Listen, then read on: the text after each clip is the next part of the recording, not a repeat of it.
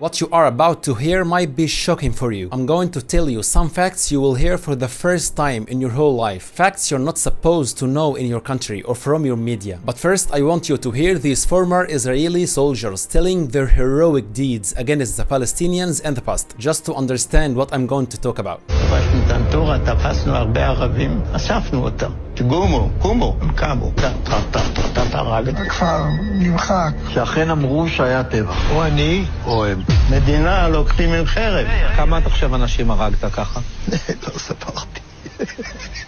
אני לא יכול לדעת בחיי. היה לי מקלע. תראה, יריתי, נלחמתי כולם. לא יכול לספור. הרגנו בהם, בלי נקיפת פסים. התעללו בהם ולקחו להם את איברי המין ותקעו להם בפיות. אחד אנס שם איזה ילדה בת 16, משהו כזה. They told you the Palestinians beheaded some Israeli kids, but they didn't tell you what the UNICEF officially announced a few hours ago, that 700 Palestinian kids lost their lives in the last 7 days. And by the way, the White House apologized for the beheaded Israeli kids story when they discovered it was completely false. But after Biden told the whole world that it's true, they told you the Palestinian terrorists arrested 2 Israeli women.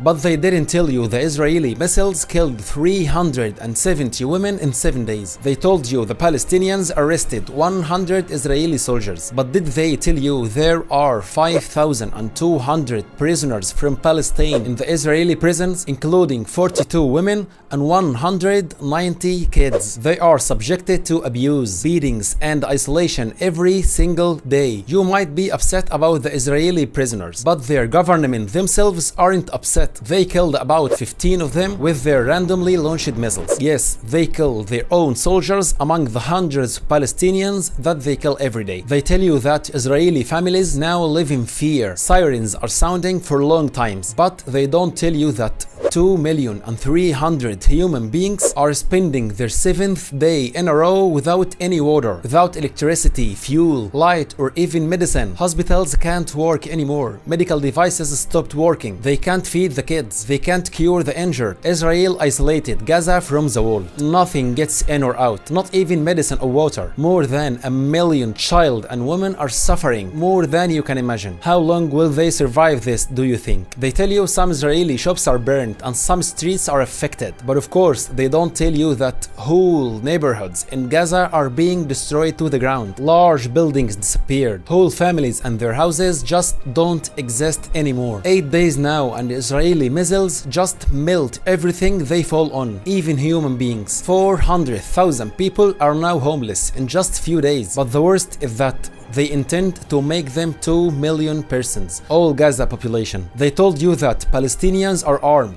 They have some weapons and locally made missiles. But they don't tell you that Israel is facing or attacking them with dreadful air force with millions of missiles, attacking them with large navy, ground forces of about 350,000 soldiers. They have special forces, logistics, and more importantly, they have all the army of the United States of America. And they use all of this to kill only civilians. They can't even face soldiers in battlefield. They escape and start exploding women and children in their homes. Look at this building and tell me, how many people do you think lived in it? How many people do you think died there? Do you know how many houses like this were completely destroyed? Thousands, 6,000 Israeli missiles in the first 6 days. I will let you imagine how many buildings were destroyed, how many civilians were killed. Look at these ice cream vehicles and fridges. They aren't full of ice cream. They are full of dead bodies now, because hospitals are either destroyed or full of dead bodies. People can't recognize the bodies because they are not bodies anymore. They are just carnage, pieces of human beings. This is not a war, it's a massacre. What Israel is doing is not self-defense. It isn't a fair fight. Both sides are not equal in powers, not even close. What Israel is doing is genocide, ethnic cleansing. War crimes are being committed every single single hour, and your governments and media just can't see it. What happened to the Jewish in Germany and they spent years complaining about, they are doing it now to Palestinians in Gaza. They are enjoying it and the world is watching. Now, why don't you hear any of this in your media or in your country? That's simply because of the Jewish power and money. For example, the Jewish money controls Time Warner. Time Warner owns CNN.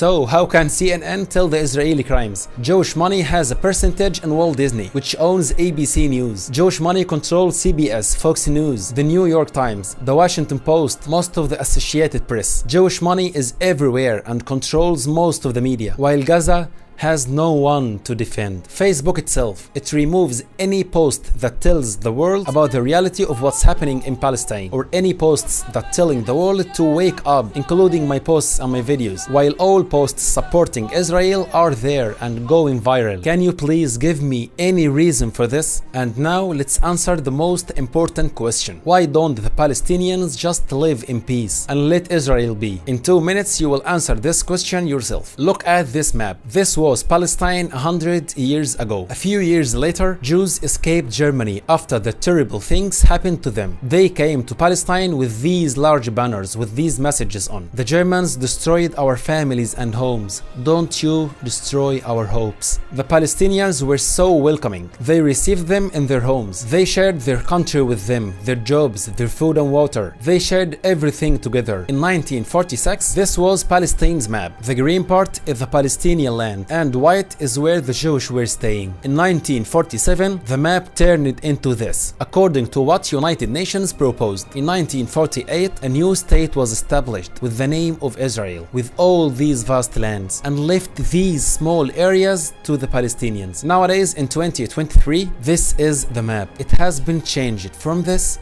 into this.